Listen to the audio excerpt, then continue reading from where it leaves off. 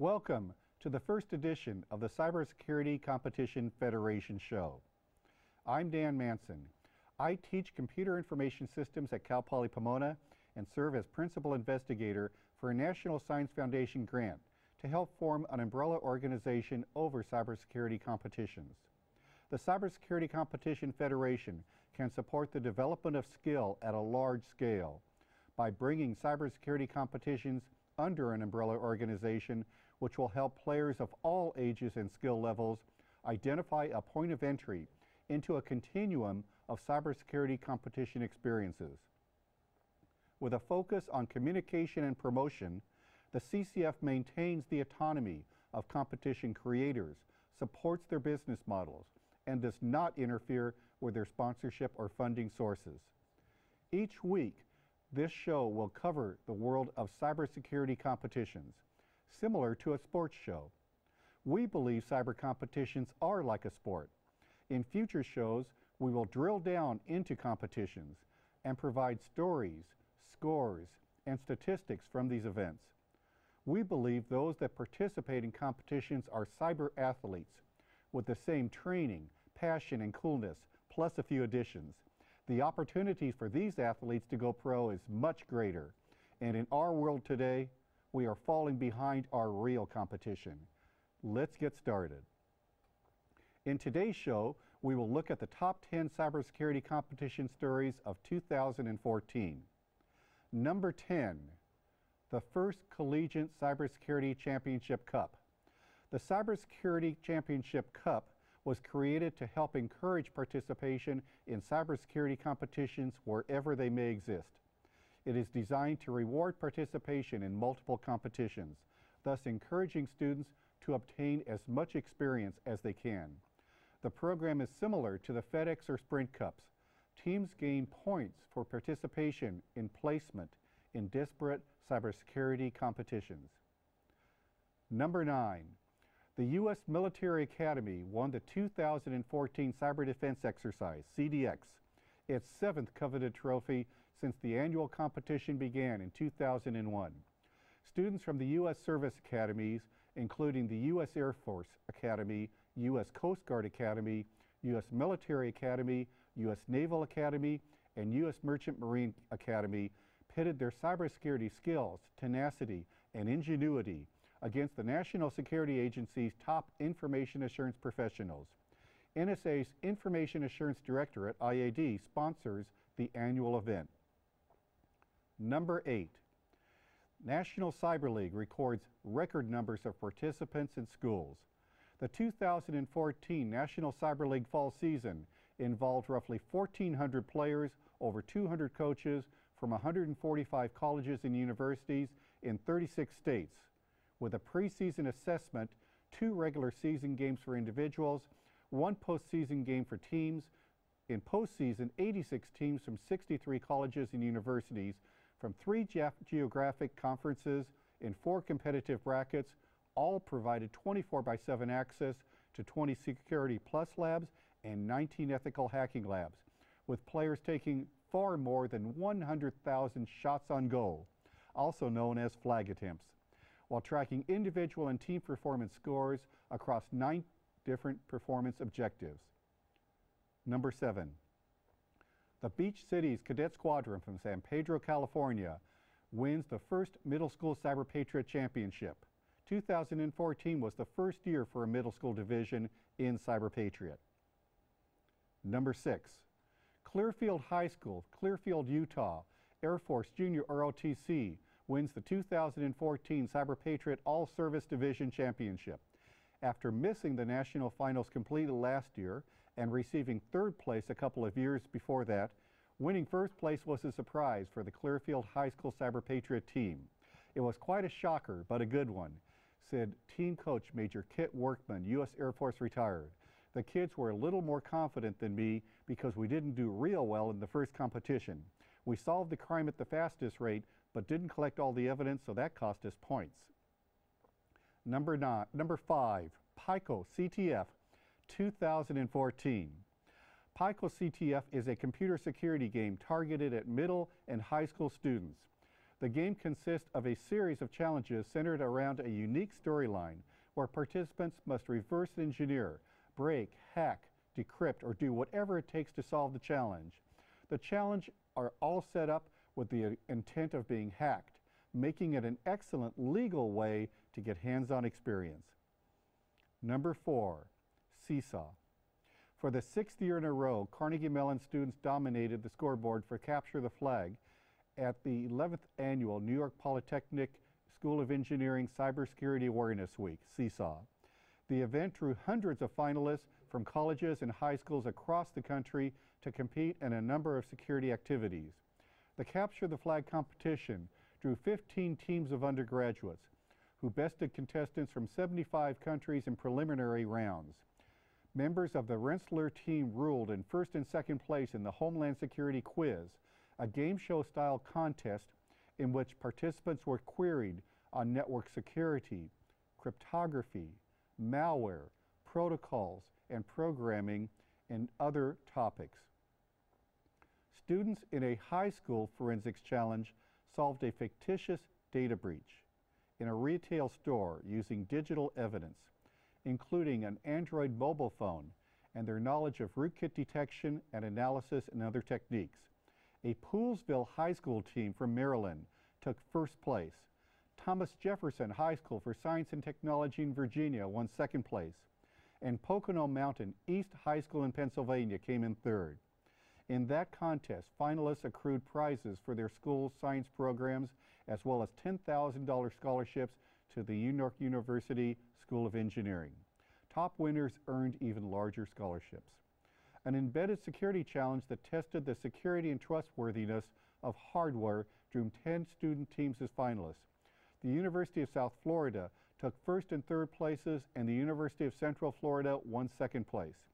A first-time security policy competition invited participants to develop and present research on the topic of how to protect interconnected electronic devices, including devices that don't yet exist, making up the Internet of Things. The computer science master's degree students from the University of Illinois at Urbana-Champaign won first place in that event, followed by undergrads from the United States Naval Academy in second and third places.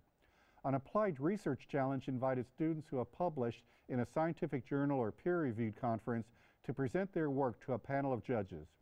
First place went to a Columbia University student who wrote on the topic of ret2dir, rethinking kernel isolation.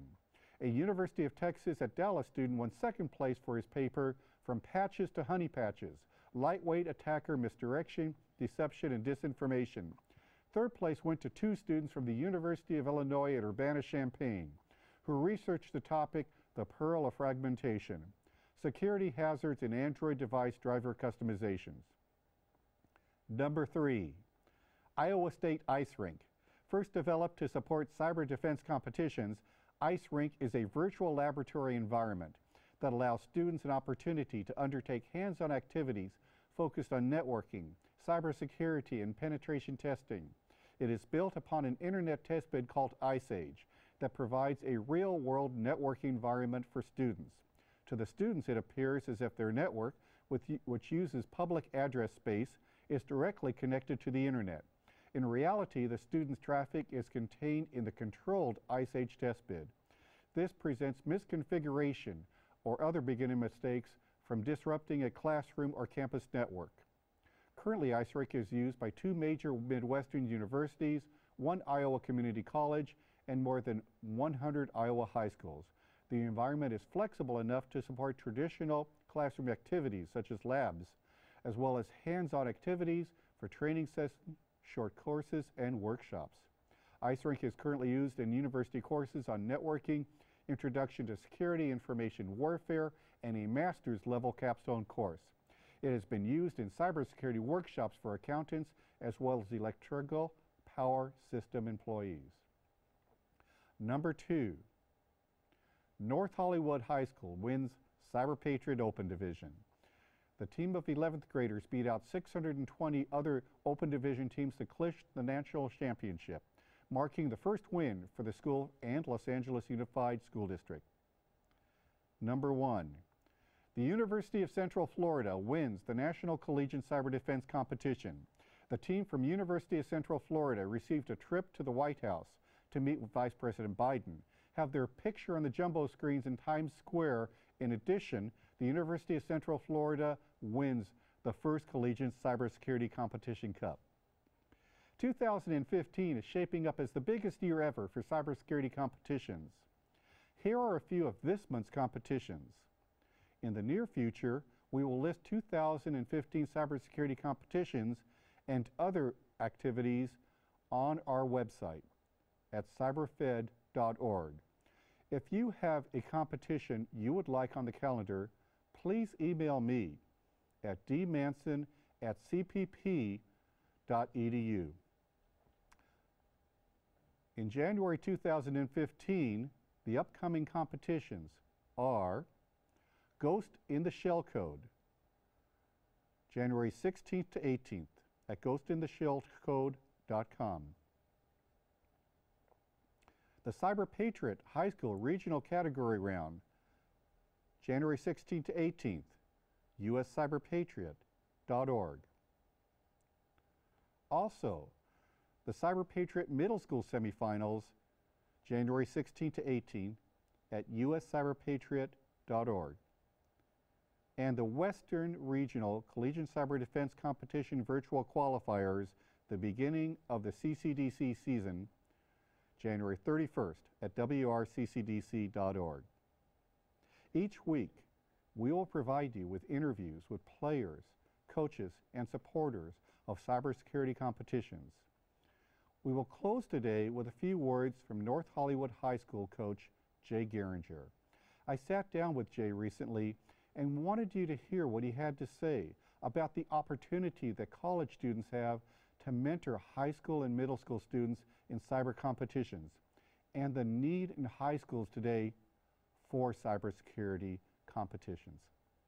To me, looking at it in 2020 hindsight, the biggest values about a college education are not the actual classwork, it's all the experiences that are around that classwork, whether it's competing in the college level cyber competition, CCDC, or if you're majoring in chemistry, working in a professor's lab, or working on the school newspaper. There are just a tremendous number of out of the classroom activities that you can do in college. Well, whenever you're helping teach somebody something, you're growing as a person and you're growing in knowledge of your subject area too. So this is giving these guys that are college students experience doing this. Any college or university in the country has students in it that are studying things that are of value to Cyber Patriot. A secondary education in America, in my mind, has gotten very much about individual achievement and achievement in areas that frankly aren't very real world to me. I mean, how many multiple choice tests do we take as adults in our lives? The kids learn how to work together as a team. And that's really hard for peers to go and be working together collaboratively without somebody in charge telling them what to do. And since basically these kids are all peers, each team kind of has maybe an informal leader, maybe somebody that's a tad more knowledgeable, but mostly they just work as a team together.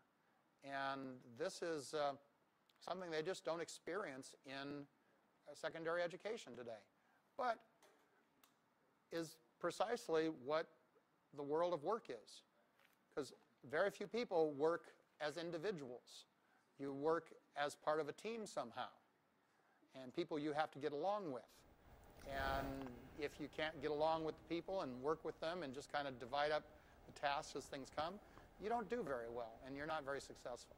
So this brings in a whole new set of learning that isn't really found much in the classroom.